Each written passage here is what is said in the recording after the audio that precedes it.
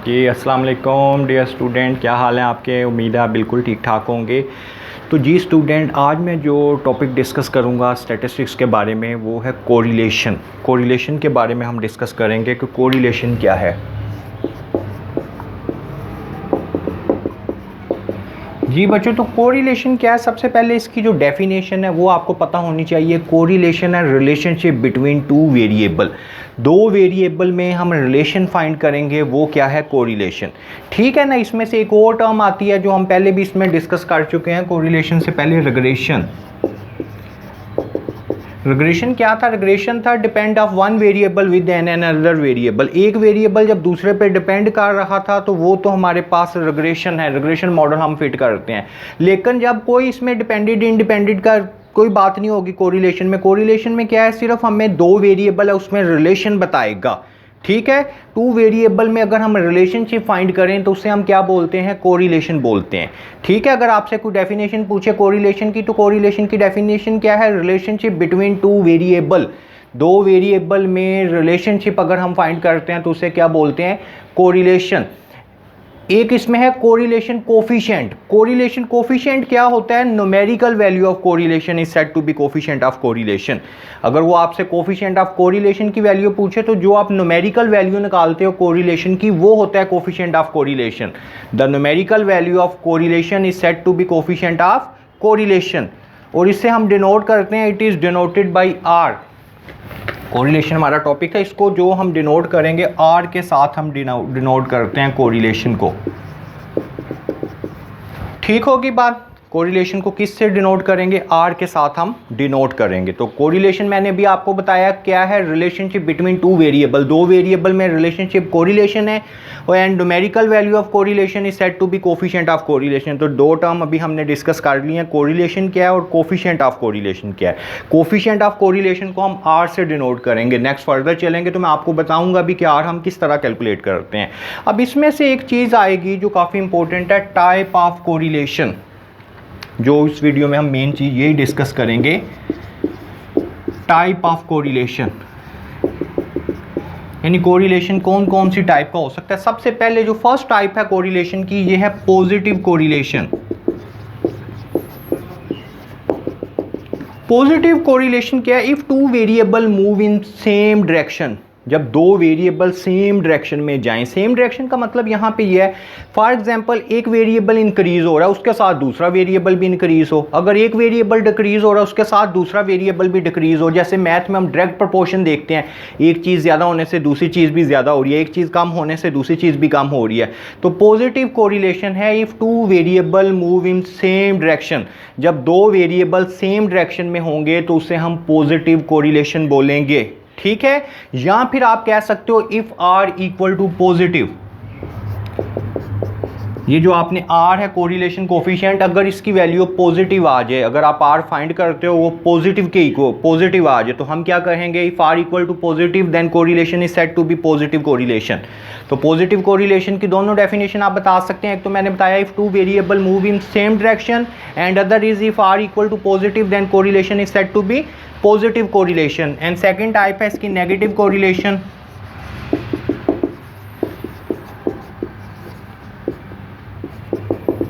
Negative correlation जैसे मैंने आपको बताया था, पॉजिटिव कोरिलेशन में to variable move in same direction, और नेगेटिव कोरिलेशन में क्या होगा, if two variable move in opposite direction.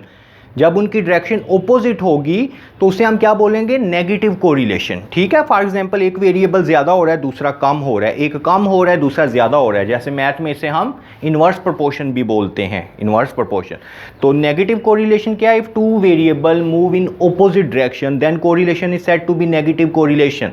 या फिर आप कह सकते हो if R equal to negative then correlation is said to be negative correlation. ठीक होगी बात। नंबर 3 टाइप आएगी इसकी, नल कोरिलेशन।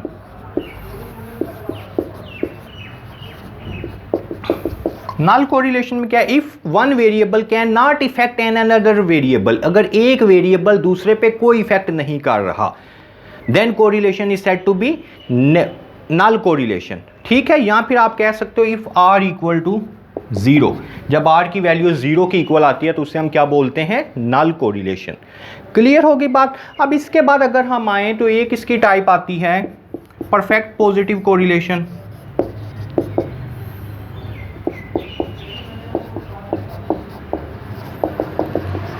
परफेक्ट पॉजिटिव क्या कोरिलेशन क्या होता है? परफेक्ट कोरिलेशन पॉजिटिव है कि जब दो वेरिएबल में पॉजिटिवली स्ट्रॉन्ग पॉजिटिवली रिलेशनशिप हो, जब दो वेरिएबल में फुल रिलेशनशिप हो, तो इससे आप बोल सकते हैं इफ आर इक्वल टू 1, जब आर की वैल्यू 1 के इक्वल आए तो उसे हम परफेक्ट पॉजिटिव कोरिलेशन बोलते हैं। ठीक है, और परफेक्ट नेगेटिव कोरिलेशन क्या होगा?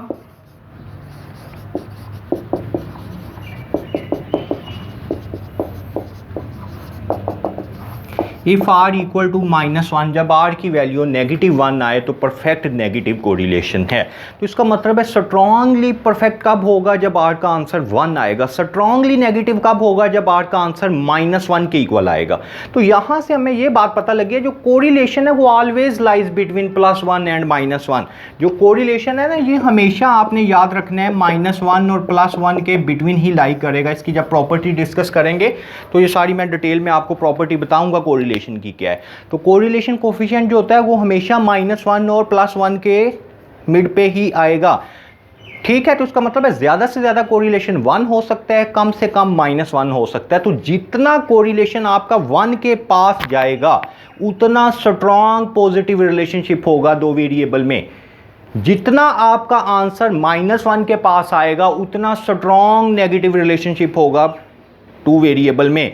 और अगर आपका आंसर 0 के पास आ रहा है तो इसका मतलब है कि जो टू वेरिएबल हैं उसमें वीक रिलेशनशिप है, इतना स्ट्रॉन्ग रिलेशनशिप नहीं है। तो ठीक होगी बात। ये टाइप थी, डिफरेंट टाइप मैंने आपको बताई हैं कोरिलेशन की।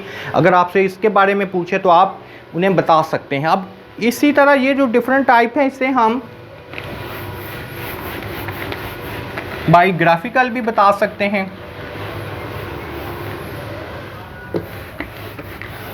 ग्राफ के ज़रिए भी हम बता सकते हैं। अगर आप स्कैटर डायग्राम, इसे हम बोलते हैं इसमें स्टैटिस्टिक्स में ना स्कैटर डायग्राम। स्कैटर डायग्राम क्या होता है? जब हम दोनों अपने x और y की वैल्यू को प्लॉट कर देते हैं ग्राफ पे, उसे हम स्कैटर डायग्राम बोलते हैं। अब फॉर एग्जांपल आपने x और y की वैल्यू को प्लॉट किया तो फर्स्ट वैल्यू आपके पास, आप इधर ये फर्स्ट वैल्यू आई है, ये सेकेंड आई है, इस तरह आपकी वैल्यू आ रही हैं। ये डिफरेंट मैं डॉट के ज़रिए बता रहा हूँ। अब अगर आप इस पे लाइन ड्रा करो तो ये इस तरह की लाइन आपके पास बनेगी। तो जब आपकी ये इस तरह का मॉडल बने, तो इस तरह की लाइन बने, तो इससे हम क्या बोलते हैं? Positive correlation. ठीक होगी बात।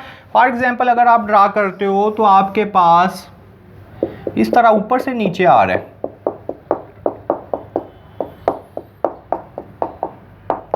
ये मॉडल आपका लाइन बन रही है, तो इससे हम क्या बोलेंगे? Negative correlation.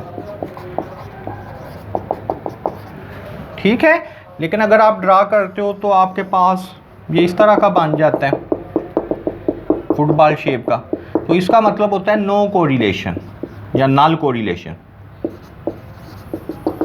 ठीक है, तो एक बात आपने याद रखनी है, इसमें जितने ये जो मैंने डॉट लगाए हैं, जितने ये लाइन के पास आएंगे उतना आपका परफेक्ट पॉजिटिव कोरिलेशन होगा। अगर ये डॉट बिल्कुल लाइन के ऊपर है तो इसका मतलब है परफेक्ट पॉजिटिव कोरिलेशन है। ठीक है, इसी तरह जितना ये डॉट के पास होंगे उतना, इसमें एक टर्म होती है स्टैंडर्ड एरर। जितना लाइन से दूर हो उतना स्टैंडर्ड एरर ज़्यादा होता है, जितना लाइन के पास हो उतना स्टैंडर्ड एरर कम होता है। तो ठीक हो गया बच्चों, ये मैंने आपको बाय यूजिंग ग्राफिकल भी बता दिया है कि ग्राफ की हेल्प से हम किस तरह फाइंड करेंगे कोरिलेशन को। ठीक है, फिर नेक्स्ट लेक्चर में मैं आपको यही बताऊंगा कि अगर हम इसे न्यूमेरिकल फाइंड करना है तो वो हम किस तरह फाइंड कर सकते हैं, इसकी डिफरेंट प्रॉपर्टीज़ आएंगी। स्पेयरमैन कोरिलेशन आता है, इसी तरह रैंक कोरिलेशन है, डिफरेंट कोरिलेशन के मेथड हैं, वो इंशाल्लाह हम नेक्स्ट लेक्चर में डिस्कस करेंगे। तो आपने अगर मेरे नेक्स्ट लेक्चर देखने हैं, मेरी वीडियो अगर आपको अच्छी लग रही है तो आप मेरे चैनल को सब्सक्राइब करें और और जो बेल का बटन है उसे भी क्लिक करें, क्योंकि जो आप मेरे आने वाली जितनी भी वीडियो हैं उसे आप देख सकते हैं। अच्छा जी, दा हाफिज़।